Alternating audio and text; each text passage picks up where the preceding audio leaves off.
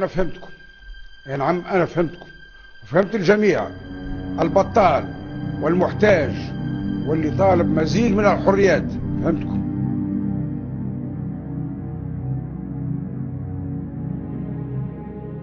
It was a moment many Tunisians thought would never come, when on January 13th, 2011, the president, Zine El Abidine Ben Ali, admitted to the world mistakes had been made. He promised freedom and jobs. الحرية الكاملة للإعلام.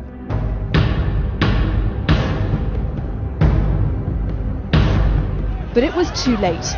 The course of the revolution could not be changed. People demanded an end to the regime. One crucial question is what happens when a dictatorship crumbles.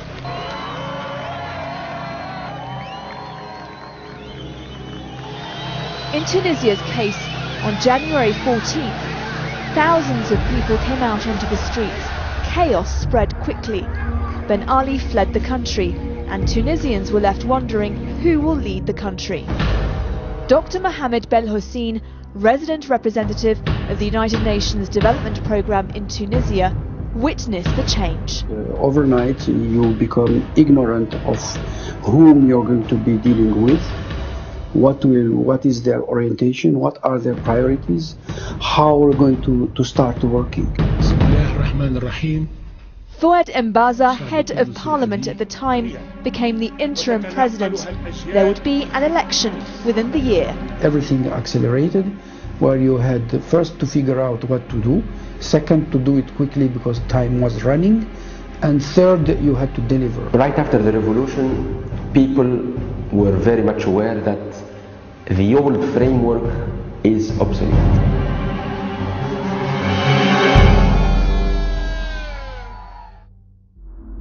Ayad Ben Ashour heads the committee in charge of reforming the country's legal framework, which became one of the main partners of UNDP.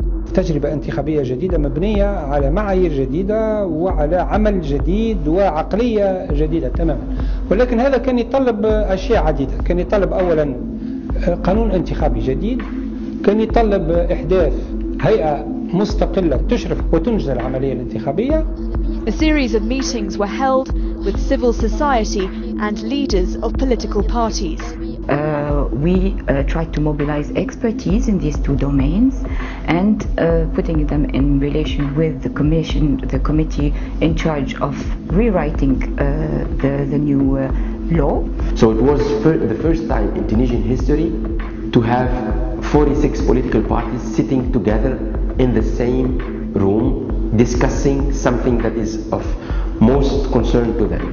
In September 2011, two new laws relating to NGOs and political parties were voted in. We came up with a very permissive law for NGOs and associations, which I believe is one of the best in the Arab world at least. But then a countdown to the election started, with campaigning and voter registration. We decided to focus on, in our support to the civil society in this framework of electoral support, was to try to strengthen the capacity of women candidates to make sure that they campaign with the same advantages, the same assets, and the same and the same capacity as do men.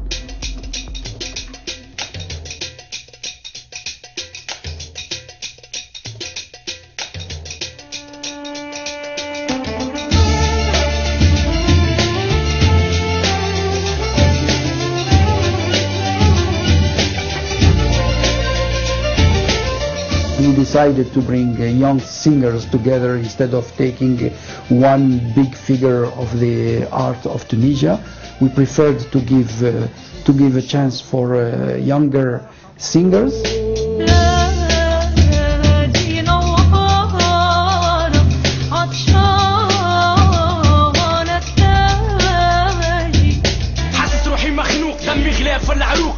ما عشنا اللوطة زعما كلش فما الفوق ويا ما فات الفوت راك مازال تتعلم الدنيا هذه دروس وانت رتبة لك تسلم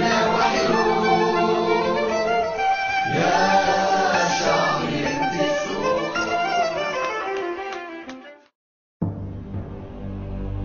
On October 23rd, more than 3 million Tunisians went to the polls in what was the first democratic election of representatives of the people.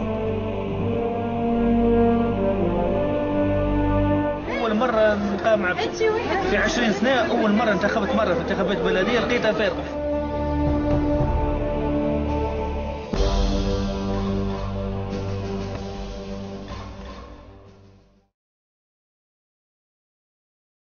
قلت لك ليه، قلنا لك ليه، ما تفهمش ليه، وانتوما قولوا للرشوة ليه.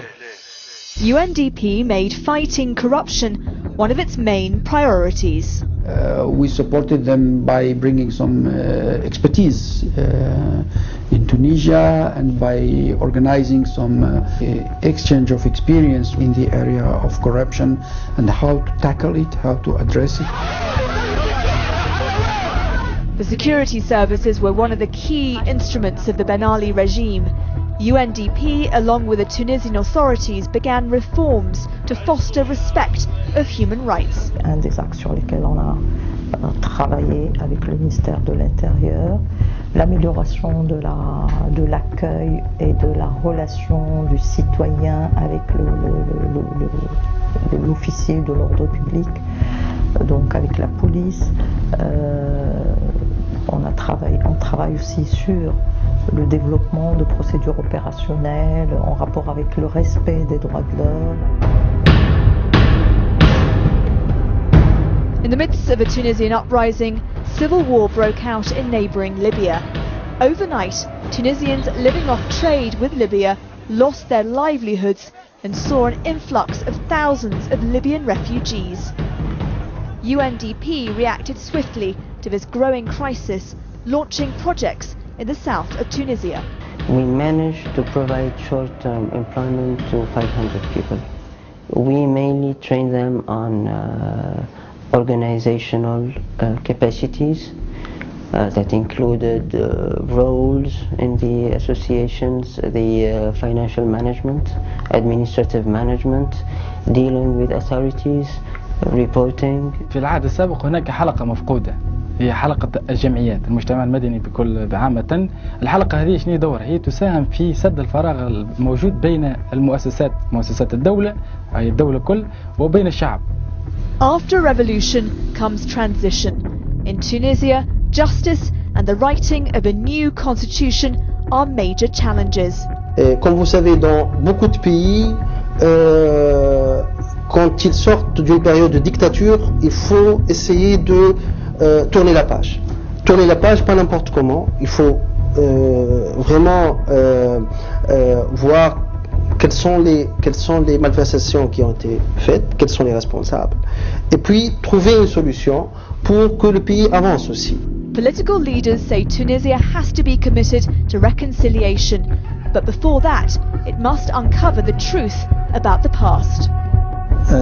كان النظام في السابق قبل الثورة يخشى من الانفتاح لأن لديه ملفات يخشى منها سواء فيما يهم الانتقال الديمقراطي والتداول على السلطة أو فيما يهم انتهاكات حقوق الإنسان.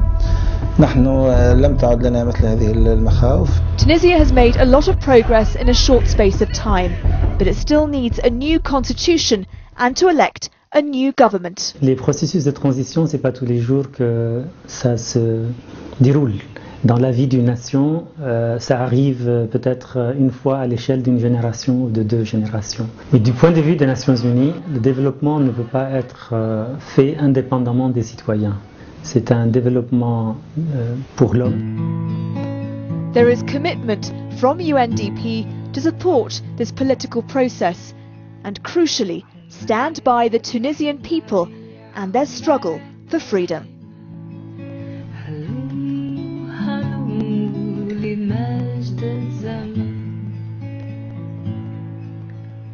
لقد صرخت في عروقنا دماء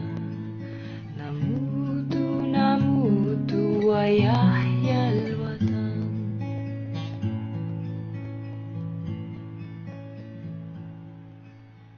إذا الشعب يوما أراد الحياة